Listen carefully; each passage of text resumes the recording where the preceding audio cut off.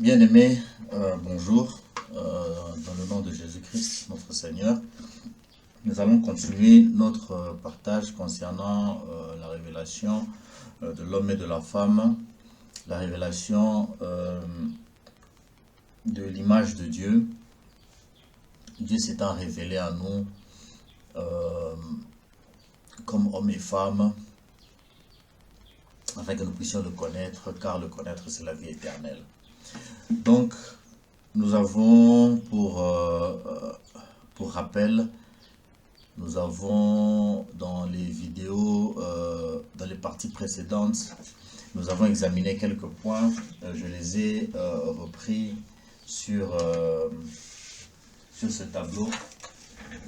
Nous avons vu que l'homme et la femme étaient des images de Dieu. Nous avons vu que l'homme était l'image de la puissance, la femme étant l'image de la faiblesse. Nous avons vu que l'homme et la femme étaient unis, étaient joints, et cette union venait de Dieu, ils étaient inséparables. Nous avons vu que l'homme et la femme avaient des désirs opposés. Nous avons expliqué ça. Nous avons parlé de l'autorité de l'homme sur la femme et de la soumission de la femme à l'autorité de l'homme, mais nous l'avons évoqué que très brièvement. Et nous avons vu que la femme était la gloire de l'homme. Elle a été créée, elle a été faite pour révéler l'homme et ainsi glorifier l'homme. Et nous avons vu que l'homme devait être une couverture pour la femme, c'est-à-dire la protéger, la soigner et la purifier, afin de la présenter saine et sans tache. Ça vient de Christ. Alors, le dernier point que je voulais évoquer aujourd'hui, c'était le plan de l'ennemi. De quoi s'agit-il? Donc, tous les 7 points que j'ai décrits dans les vidéos précédentes décrivent un monde qui a été créé par Dieu, un monde qui a été configuré par Dieu selon sa pensée et pour un but bien précis. L'ennemi a un plan et son plan est complètement opposé. Il cherche à confondre l'ordre de Dieu, à le démolir, à le détruire et à produire autre chose. Et c'est ce plan que je voulais partager avec vous. Il est tellement bien fait, il est tellement malin que c'est difficile de le percevoir. C'est pas évident. Et je sais que cela demande le Saint-Esprit, l'intervention du Saint-Esprit pour le remarquer. Alors, je vais vous suggérer quelques passages.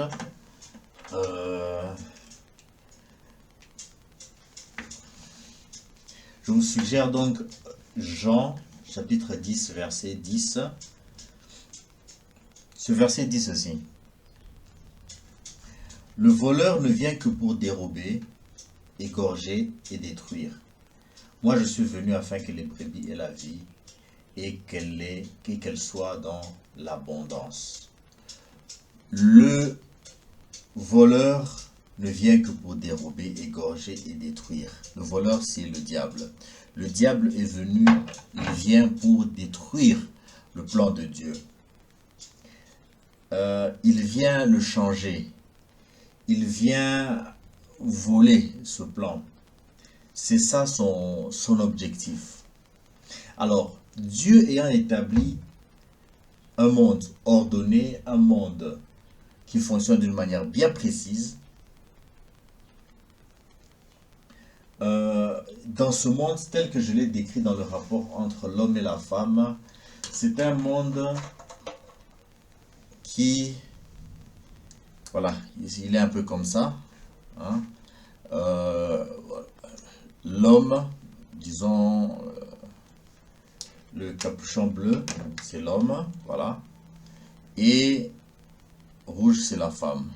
L'homme est le chef de la femme est soumise à l'homme. Ça, c'est le monde selon Dieu.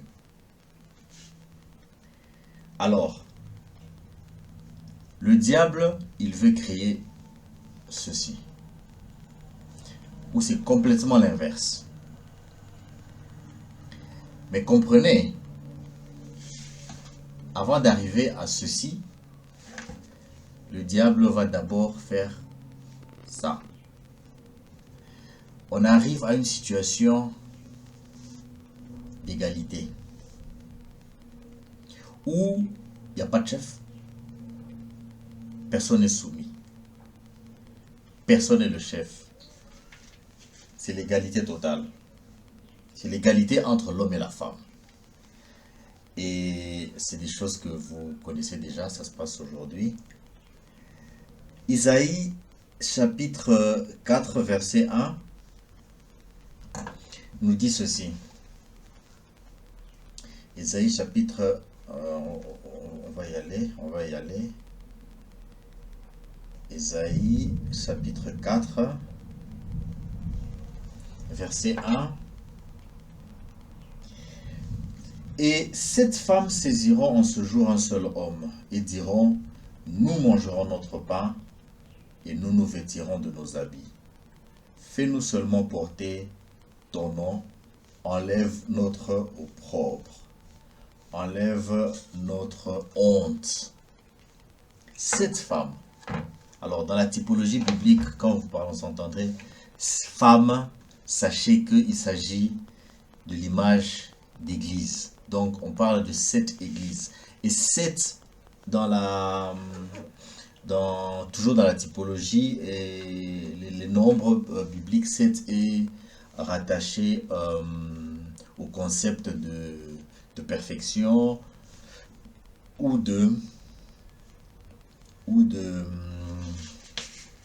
comment dire, d'entièreté, de totalité. Quand on parle de 7 femmes, donc on parle de toutes les femmes ou toutes les églises. Alors, Ésaïe dit que en ce jour, les églises se saisiront d'un seul homme. Cet homme, c'est Christ. Les églises s'attacheront à Christ et lui diront, on n'a pas besoin de ton pain, on n'a pas besoin de tes habits. Nous avons notre propre pain, nous avons nos habits que nous nous sommes faits. Tout ce qu'on a besoin, tout ce dont on a besoin, c'est ton nom. Donne-nous ton nom de Christ. Laisse-nous être appelés des chrétiens. Alors, ces églises veulent être appelées chrétiens. Ils veulent être des chrétiens, mais ils ne veulent pas du pain de Christ, ils ne veulent pas de ses habits. Le pain, c'est sa parole. Ils ne veulent pas de la parole de Christ. Ils ont leur propre évangile. Ils ont leur propre évangile. Et les habits, c'est les œuvres. Ils ont leurs propres œuvres. Ils ont leurs propres activités, leurs propres plans. Ils n'ont pas besoin de celui de Christ. C'est-à-dire, on est dans une situation où l'homme et la femme ont chacun leurs affaires. L'homme vient avec la nourriture et les habits. La femme a sa propre nourriture, ses habits. Il dit, moi, tout ce dont j'ai besoin, c'est un nom pour que tu enlèves ma honte. Pourquoi cette femme a-t-elle de l'opprobre? Pourquoi est-elle honteuse? Parce que c'est une prostituée. Elle est une prostituée. Elle n'a pas de mari. Et c'est mal vu. Ok? Vous savez, une femme qui est prostituée, les prostituées ne rêvent que d'une chose, s'ils pouvaient avoir un homme à la maison, juste afin que les gens l'appellent madame. Madame telle. Ok? Ça fait sa fierté, ça veut dire que c'est une femme honorable, mais elle n'a pas besoin de cet homme. Elle n'a pas besoin de sa nourriture, elle n'a pas besoin de sa couverture. Elle a ce qu'il lui faut. Et ainsi sont ces femmes dont parle Ésaïe.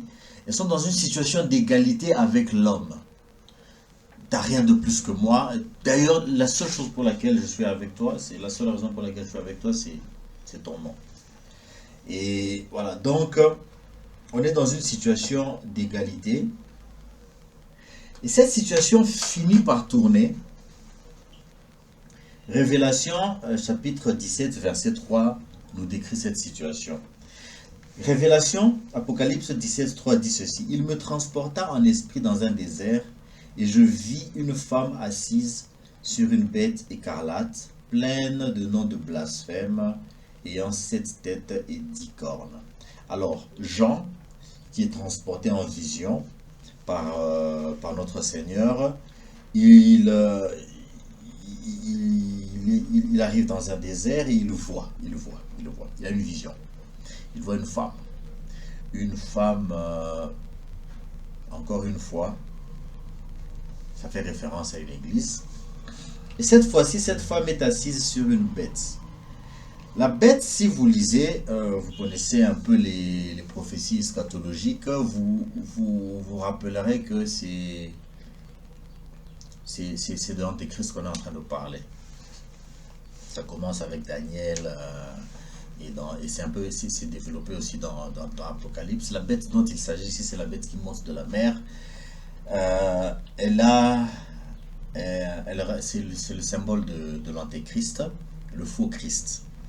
Et la femme, qui est une prostituée, c'est le symbole de la fausse épouse. La bête étant le faux Christ, il est le faux époux. Donc, on a une situation, Jean se projette dans l'avenir, il a une vision prophétique et il voit une fausse église assise sur un faux Christ. Elle chevauche un faux Christ. C'est l'image d'une cavalière. Et vous savez, le cavalier et la cavalière, c'est... on se pose la question, qui conduit qui? Okay? Qui dirige qui? Entre le cheval et la cavalière. C'est qui dirige qui? Je crois que c'est celui qui est au-dessus. Hein? Vous serez d'accord avec moi. Donc, la cavalière dirige le cheval. Ici, en l'occurrence, cette femme qu'on appelle Babylone dirige le Christ. C'est l'image de la femme qui dirige l'homme. C'est la situation que l'Antéchrist, que le diable est en train de créer. Aujourd'hui, la situation que Dieu a configurée, c'est une situation dans laquelle Christ, qui est l'époux, dirige son épouse, l'Église. Mais Jean a vu dans le futur une situation dans laquelle l'Église dirige le Christ. Mais ce n'est pas la vraie Église, ce n'est pas le vrai Christ. C'est une fausse Église qui est la prostituée, qui est Babylone. Et ce n'est pas le vrai Christ, c'est l'Antéchrist. Cette situation, elle va arriver, cette situation où la femme dirige l'homme, elle doit arriver. Aujourd'hui, nous sommes ici. Nous venons de là, d'une situation où l'homme est le chef de la femme. Et nous sommes aujourd'hui ici, dans une situation d'égalité entre l'homme et la femme. Mais le but, clairement, tel que Jean l'a vu, c'est ça. C'est une situation où la femme dirige l'homme. Ça, c'est l'objectif. C'est le monde que le Satan, que le diable veut créer. Et nous le voyons déjà aujourd'hui. Nous le voyons avec beaucoup de choses qui se passent dans le monde politique, économique, dans le monde social, avec des programmes qu'on appelle l'émancipation de la femme, qui à la base, ne sont pas mauvais dans leur idéologie. Si on parle de l'émancipation de la femme, on veut promouvoir la femme afin qu'elle puisse contribuer mieux, parce qu'elle a du potentiel, cette femme. Hein. Et voilà, ça c'est très bien tout ça. Mais malheureusement, on constate que ces programmes prennent une toute autre tournure lorsqu'on parle de gender balance en anglais, gender balance, et ce n'est plus tellement l'émancipation de la femme qui est recherchée, mais c'est l'égalité entre l'homme et la femme à tout prix. C'est-à-dire, vous avez des objectifs comme des objectifs de parité dans certaines institutions. On dit 50% d'hommes, 50% de femmes. Ok? Ça, ce n'est pas ce n'est pas de l'égalité. Déjà, c'est pas de l'égalité de genre. Parce que, imaginez une situation où vous avez 100 candidats et vous devez en prendre 10. Vous avez 50 femmes, 50 hommes, des candidats. Si la sélection est complètement transparente et égalitaire, vous avez plusieurs possibilités, plusieurs combinaisons, mais vous pouvez tout aussi bien arriver à une combinaison, tomber sur une combinaison où vous avez 10 femmes et 0 hommes, ou 10 hommes et 0 femmes sélectionnés. C'est possible, ok? Mais si vous imposez 5 hommes et 5 femmes, ça veut dire que si par hasard, c'est une possibilité, les 10 meilleurs étaient des hommes, et bien il y aura 5 hommes qui vont être pénalisés tout simplement parce qu'ils ont le genre qu'il ne fallait pas. Pour pouvoir faire passer 5 femmes qui ne sont pas meilleures. La situation peut être inverse aussi, hein. Donc voilà. Donc l'égalité entre l'homme et la femme n'est pas nécessairement une bonne chose sur le plan social, mais moi je vois où est-ce que ça mène. C'est-à-dire que on est en train de pousser vers cette situation. Il faut arriver à cette situation-ci. Il y a des mouvements féminins, les gay pride, toutes ces choses ont un objectif. C'est de détruire les différences de genre.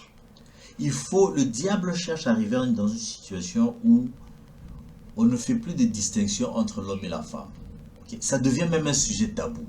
On appelle ça être sexiste. Okay? Lorsque vous évoquez des caractéristiques de genre, des caractéristiques sexuelles, on vous traite de sexiste. Et je pense que ça ne m'étonnerait pas que très bientôt ça soit quelque chose de condamnable par la loi. Et malheureusement, ça va beaucoup plus loin que ce qu'on imagine. Moi je vois ça dans l'école de mes enfants, où les garçons et les filles sont obligés de porter les mêmes habits. Okay? Les filles sont obligées de porter des pantalons. Elles ne peuvent pas porter de jupe, elles ne peuvent pas porter de robe. Elles sont obligées de couper leurs cheveux courts comme les garçons. C'est dommage parce que à un moment donné, vous regardez les enfants, à part quelques courbures dans la forme des filles, ça devient difficile de savoir qui est garçon, qui est fille.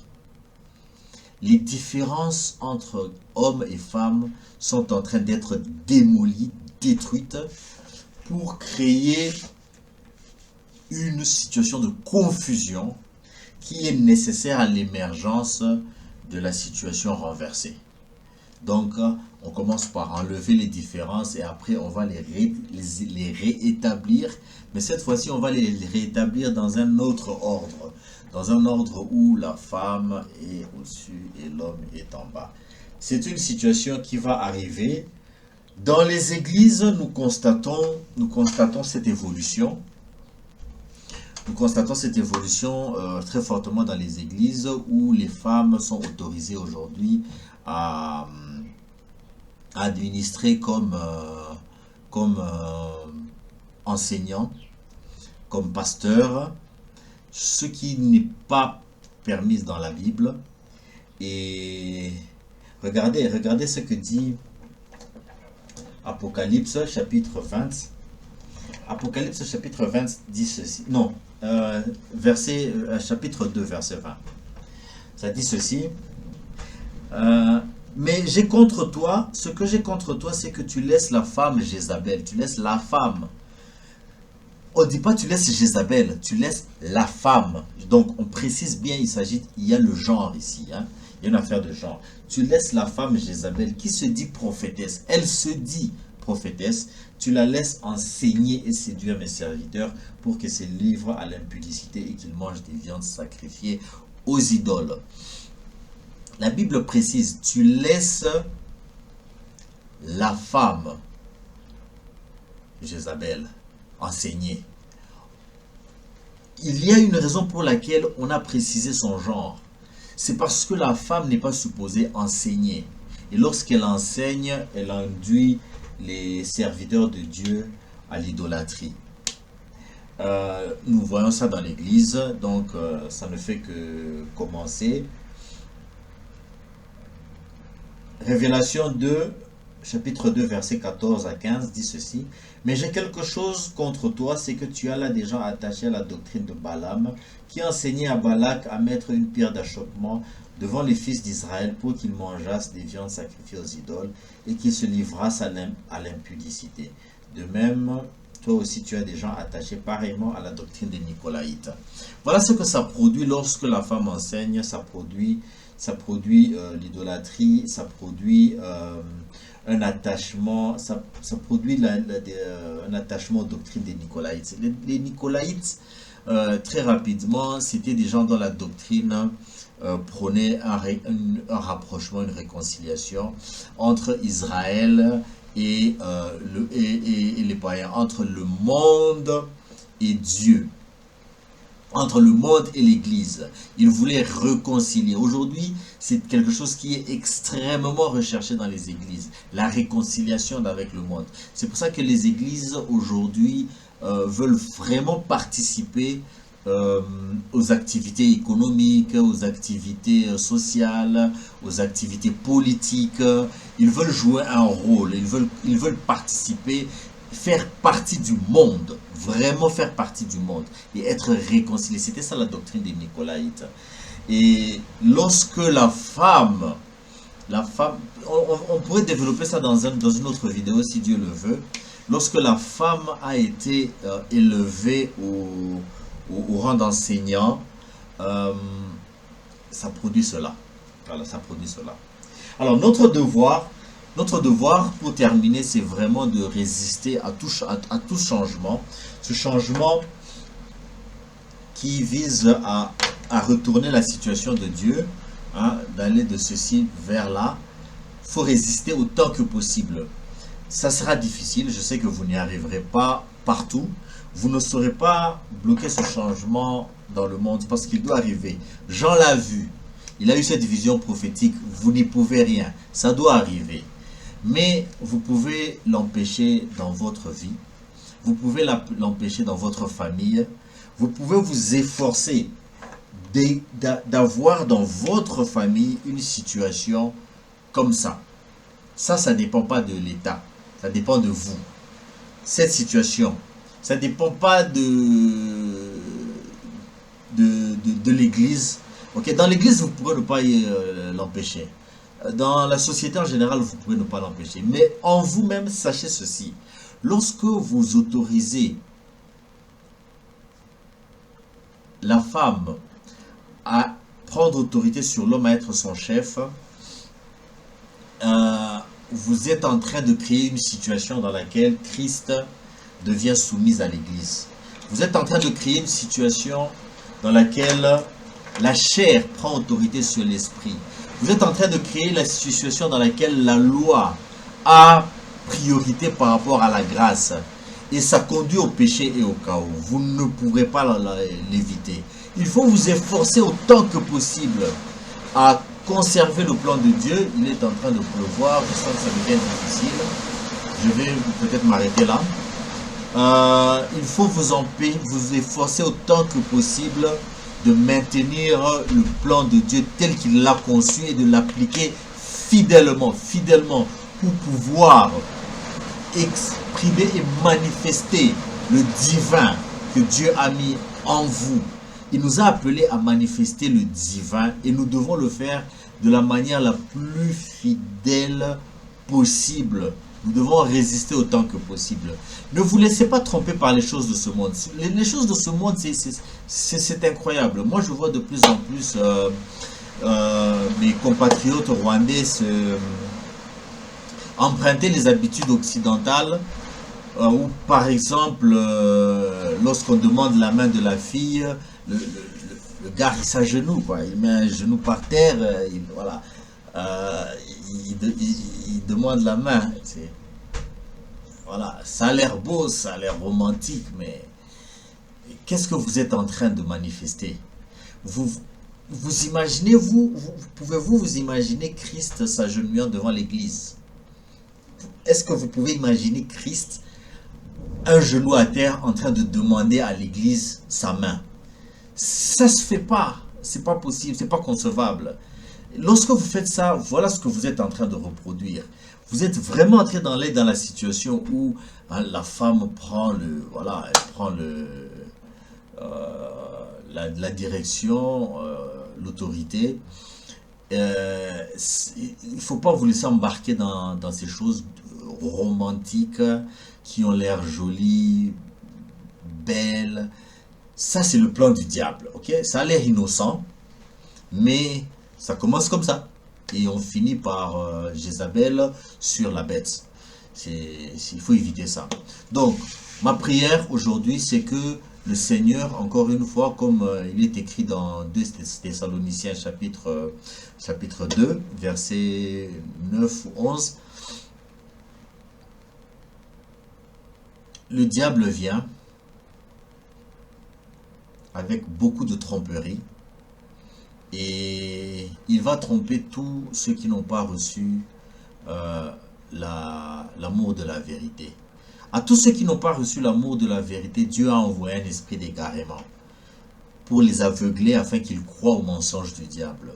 Ma prière, c'est que Dieu nous accorde à nous tous et à moi et à vous la grâce de recevoir l'amour de la vérité. On dit recevoir l'amour de la vérité parce que l'amour de la vérité, on ne développe pas ça. On ne naît pas avec, on la reçoit.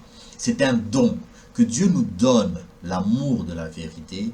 Et quand on aura cet amour de la vérité, nous verrons clair et vous verrez les tromperies du diable. Vous rejetterez cela. Attendez-vous à être rejeté par le monde.